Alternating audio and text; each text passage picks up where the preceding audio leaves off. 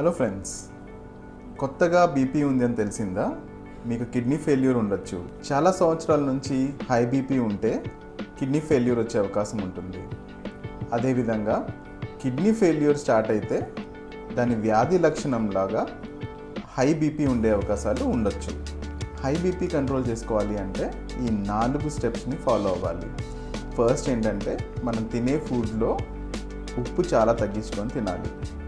Second ఏంటంటే మందులు చాలా జాగ్రత్తగా తూచా తప్పకుండా వాడి కరెక్ట్ బీపీ అనేది మెయింటైన్ చేసుకోవాల్సిన అవసరం చాలా ఉంటుంది. Third, weight management. ఒబేసిటీ ఉన్నా సరే వెయిట్ తగ్గించుకోవాల్సిన అవసరం ఉంటుంది. వెయిట్ రిడక్షన్కి exercise at least 30 minutes per day 5 days a week అనేది బ్రిస్క్ వాక్ చేసినా సరే మీకు వెయిట్ లూజ్ అవుతుంది. అదేవిధంగా బీపీ కూడా కంట్రోల్ అవుతుంది. Fourth step stress management. So మన యూజువల్ వర్క్ లైఫ్లో కానీ లేకపోతే పర్సనల్ లైఫ్లో కానీ ఏమన్నా స్ట్రెస్ ఉంటే ఆ స్ట్రెస్ని మేనేజ్ చేసుకొని బీపీ అనేది కంట్రోల్ చేసుకోవాల్సిన అవసరం చాలా ఉంటుంది.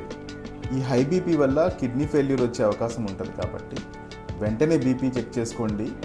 బీపీ ఒకవేళ ఉంటే నెఫ్రాలజిస్ట్ని కానీ ఫిజిషియన్ కానీ కలిసి కిడ్నీని కాపాడుకోండి.